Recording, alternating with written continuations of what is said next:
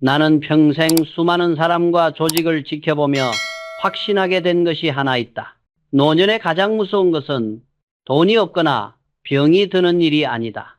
가장 두려운 것은 인생을 걸고 키운 자식이 어느 순간부터 말없이 거리를 두는 것이다. 전화해도 잘 받지 않는다. 다시 걸려오는 전화는 줄어들고 만나도 대화는 길지 않다. 바빠서 그렇겠지. 그렇게 스스로를 납득시키고 있지 않은가. 그러나 관계는 저절로 멀어지지 않는다. 기업에서 신용이 무너지면 거래가 끊기듯 부모와 자식 사이에도 반드시 원인이 있다. 나는 사업을 하며 늘 스스로에게 물었다. 내가 옳다고 믿는 것이 정말 상대를 살리는 선택인가? 이 영상에서는 부모가 사랑이라 믿고 반복해온 행동이 어떻게 자식의 마음에 선을 긋게 만드는지 그 5가지 습관을 차분히 이야기하려 한다. 지금 이 순간 자식과의 거리를 다시 생각해보고 싶다면 끝까지 들어주기 바란다. 나는 평생 경영을 하며 한 가지 원칙을 지켜왔다. 의도가 아무리 옳다 해도 상대의 판단을 대신하는 순간 그 관계는 반드시 금이 간다는 사실이다.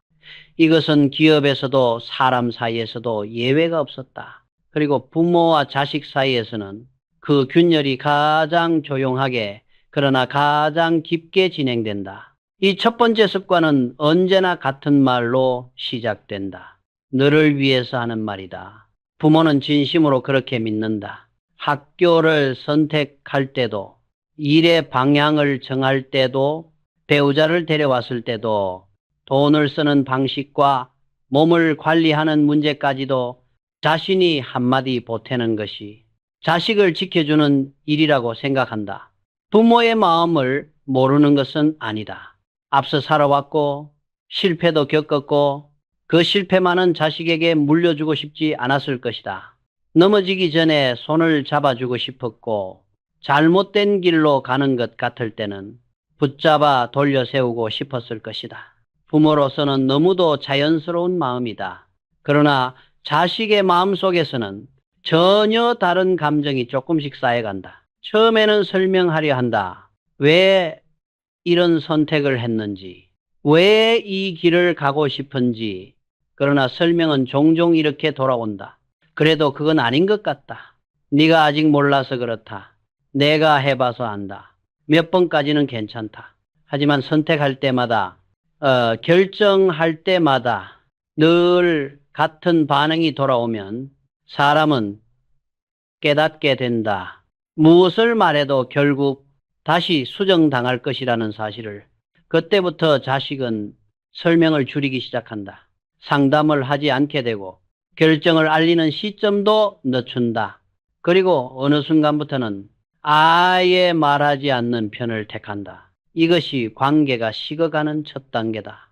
싸움도 없고 큰 사건도 없다. 그저 말이 줄어들 뿐이다. 나는 과거 공장과 사무실을 오가며 비슷한 장면을 수없이 보았다. 능력이 없는 사람이 아니라, 의욕이 없는 사람이 아니라 윗사람에게 계속 판단을 빼앗긴 사람들이다. 처음에는 열심히 의견을 내던 사람이 어느 날부터 조용해진다. 그리고 조용해진 조직은 이미 안에서부터 무너지고 있다. 부모와 자식의 관계도 다르지 않다. 부모는 손을 잡고 있다고 생각하지만 자식은 숨이 막히고 있다. 붙들고 있는 손이 지탱이 아니라 통제가 되었을 때 자식은 도망칠 출구를 찾기 시작한다. 부모는 말한다. 요즘 아이들은 속을 모르겠다. 넷은 왜 이렇게 차가워졌는지 모르겠다. 그러나 자식이 변한 것이 아니다. 부모의 마음이 너무 앞서 나가고 너무 깊숙이 들어왔을 뿐이다. 나는 늘 이렇게 말해왔다. 사람은 믿어줄 때 잘하고 맡겨줄 때 책임을 배운다. 이 원칙은 자식에게도 예외가 아니다. 지금 당신이 붙잡고 있는 그 손은 정말로 돕고 있는 손인가? 아니면 놓지 못하는 손인가? 이 차이를 알아차리지 못하면 관계는 조용히 멀어지기 시작한다. 나는 오랜 세월 사업을 하며 사람의 마음이 멀어지는 순간을 유심히 지켜보았다. 그 순간은 대개 분노나 다툼 속에서 오지 않는다. 오히려 가장 조용하고 가장 착한 얼굴을 하고 찾아온다. 그것이 바로 스스로를 희생자로 만드는 태도다. 이 두 번째 습관은 부모가 입으로는 말하지 않더라도 분위기와 태도로 분명히 드러난다. 누구 덕분에 여기까지 왔는지 아느냐? 나는 너 하나 키우느라 내 인생을 다 바쳤다. 이 말이 직접 나오지 않아도 자식은 정확히 느낀다. 부모가 자신을 위해 치러온 대가를 잊지 말라는 무언의 요구를 부모의 입장에서 보면 사실이 틀린 말은 아닐지도 모른다. 시간도 힘도 재산도 자식을 위해 쏟아부었다. 그러나 나는 늘 이렇게 생각해왔다. 공을 앞세우는 순간 그 관계는 이미 거래로 변하고 있다는 사실이다. 사업에서도 마찬가지다. 내가 너를 살려줬다는 말을 꺼내는 순간 상대는 더 이상 동반자가 아니다. 빚을 진 존재가 된다. 부모와 자식 사이에서도 이 감정은 똑같이 작동한다. 자식의 마음속에서는 이런 생각이 자라난다. 감사해야 한다는 것은 알겠다. 그러나 이 감사는 끝이 없다. 아무리 해도 모자라고 아무리 잘해도 충분하지 않다. 그렇게 감사는 점점 무거운 짐이 된다. 그 결과는 분명하다. 만나기 전부터 마음이 무거워지고 함께 있으면 숨이 막힌다. 이 감정은 냉정함이 아니다. 도망치고 싶은 마음이다. 사람은 견딜 수 없는 빚 앞에서 본능적으로 거리를 둔다. 나는 자주 이런 장면을 보았다.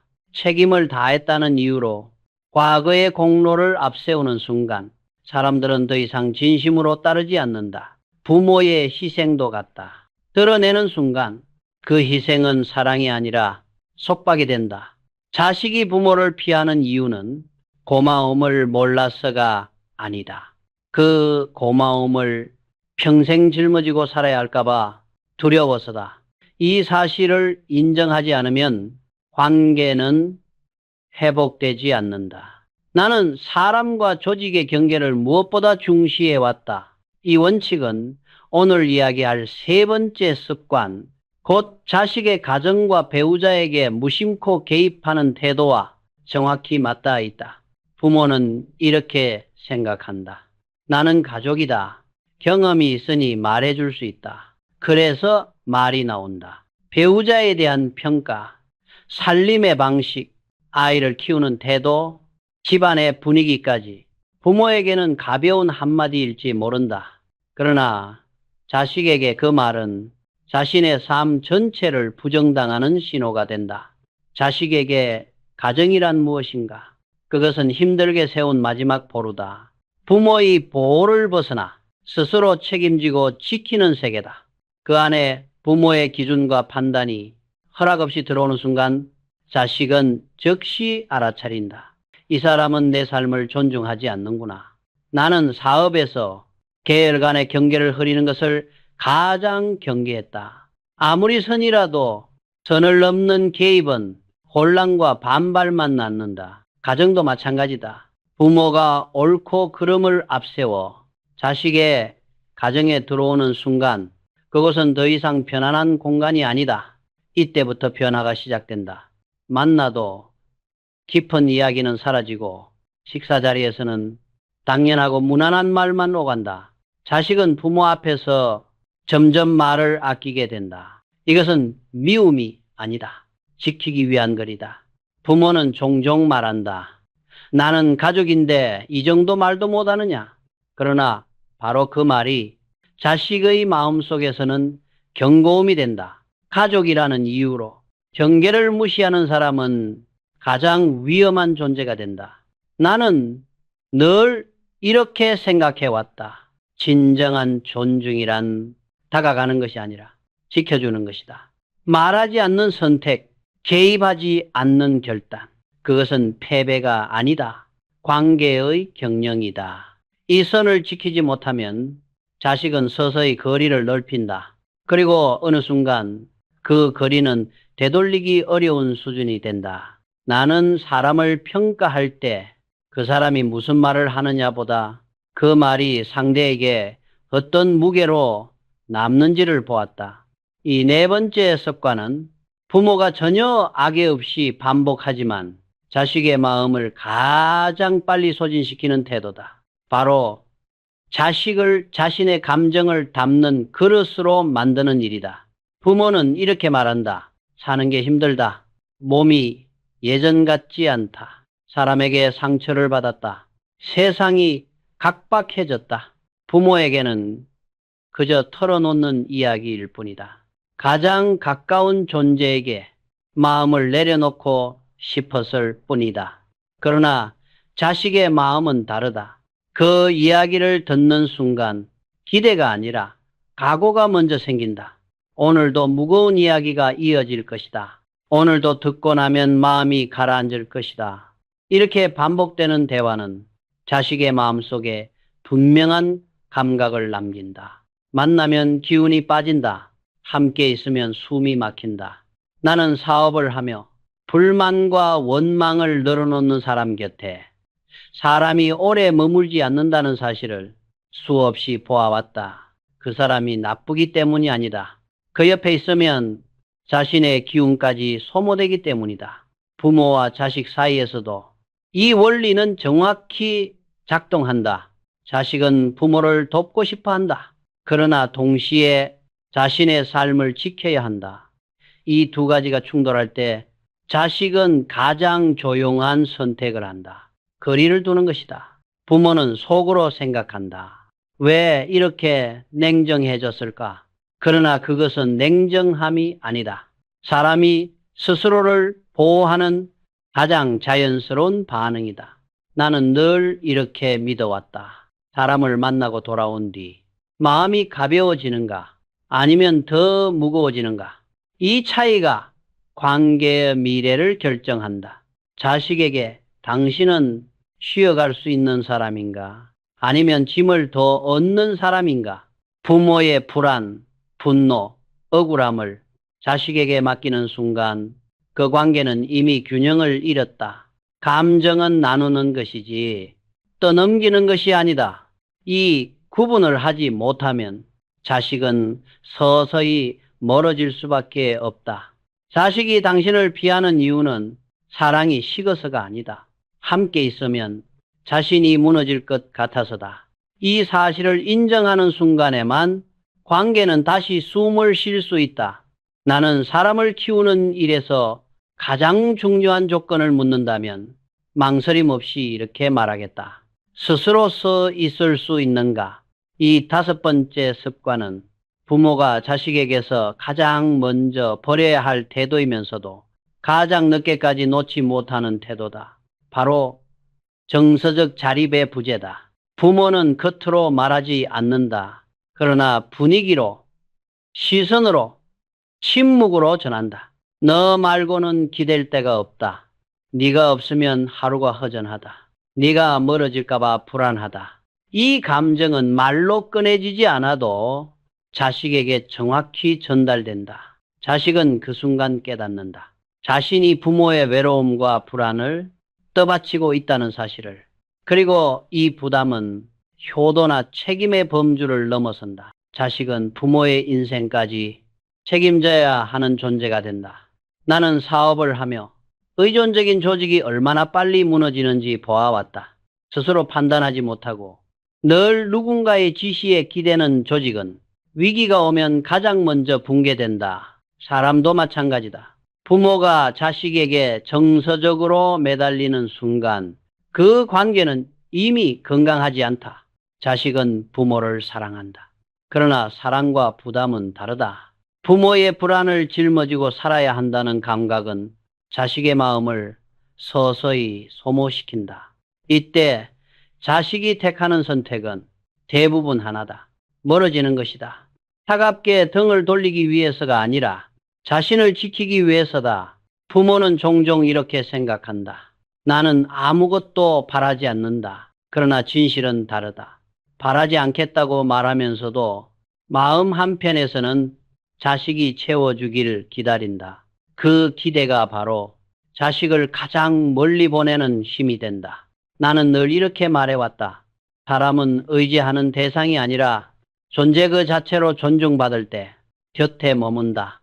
부모가 스스로의 하루를 채우지 못하면 자식은 그 빈자리를 대신하게 된다.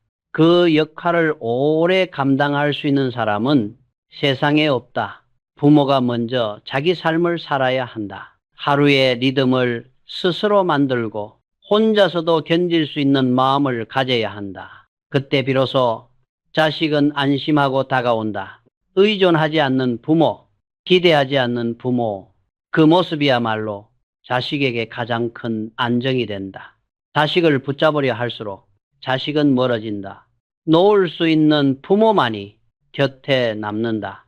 이 사실을 받아들이지 못하면 관계는 회복되지 않는다. 나는 평생 사람을 모으는 일을 해왔다. 그러나 그보다 더 많이 고민한 것은 사람이 왜 떠나는가였다. 그리고 이 마지막 부분에서 말하고 싶은 것은 의외로 단순하다. 자식을 붙잡지 않는 것, 그것이 자식을 잃지 않는 유일한 길이다. 부모는 흔히 이렇게 생각한다. 자식과의 거리가 느껴질수록 더 자주 보아야 하고, 더 많이 챙겨야 하고, 더 깊이 관여해야 한다고. 그러나 현실은 그 반대다. 사람은 쫓길수록 멀어진다. 이는 사업에서도 인간관계에서도 변하지 않는 원리다. 자식에게 필요한 것은 계속 불리는 부모가 아니다. 자기 삶을 단단히 살아가는 부모다. 하루를 어떻게 보내는지, 무엇을 즐기고 무엇을 견디는지 자식 없이도 흔들리지 않는 모습, 그 모습이 자식에게는 말보다 강한 안심이 된다. 나는 늘 이렇게 믿어왔다. 의존하지 않는 사람만이 존중받을 수 있다. 부모가 자식에게 매달릴수록 자식은 숨이 막히고, 부모가 자기 삶에 집중할수록 자식은 비로소 숨을 쉰다. 자식에게 연락하지 말라는 말이 아니다. 차갑게 대하라는 말도 아니다.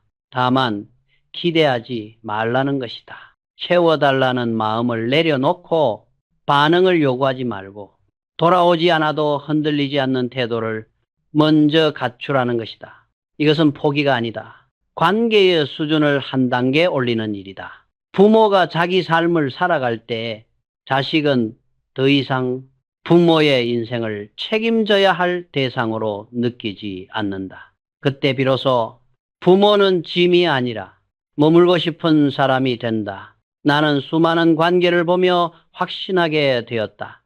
사람은 집착에서 떠나고 자립에서 돌아온다. 아이러니하게도 가장 놓아준 부모 곁에 자식은 가장 오래 남는다. 지금 이 순간 자식에게 무엇을 더 해야 할지를 고민하고 있다면 한번 멈추어 생각해보라. 내가 먼저 내 삶을 제대로 살고 있는가? 그 질문에 답할 수 있을 때 관계는 다시 조용히 이어지기 시작한다. 이제 이야기를 정리할 때가 되었다. 나는 오늘까지 5가지 습관과 하나의 길을 이야기해 왔다. 그 모든 것을 관통하는 차이는 의외로 단순하다. 사랑의 크기가 아니다. 헌신의 깊이도 아니다. 거리감이다. 자식을 잃는 부모는 대개 자식을 덜 사랑해서가 아니다. 오히려 너무 사랑한다고 믿었기 때문에 개입했고 희생했고 경계를 넘었고 감정을 맡겼고 정서적으로 기대었다. 그 결과 자식은 부모를 미워하지도 원망하지도 않은 채 그저 조용히 물러난다. 반대로 노후에도 자식이 곁에 남는 부모는 자식을 붙잡지 않는다. 선택을 대신하지 않고 과거를 꺼내지 않으며 자식의 가정을 침범하지 않는다. 자기 감정은 스스로 감당하고 자기 삶을 자기 손으로 채운다. 그 태도에서 자식은 비로소 숨을 쉰다. 나는 평생 사람을 보며 배웠다. 사람은 통제 속에서 떠나고 존중 속에서 돌아온다. 이 원리는 부모와 자식 사이에서도 단 한치도 어긋나지 않는다. 자식은 부모의 인생을 대신 살아주기 위해 존재하는 것이 아니다.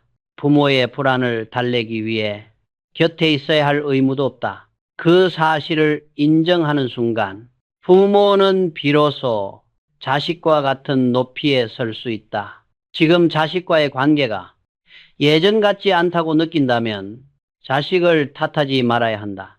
바꿀 수 있는 것은 오직 자신의 태도뿐이다. 조금 덜 기대하고, 조금 더 물러나고, 조금 더 자기 삶에 집중하라.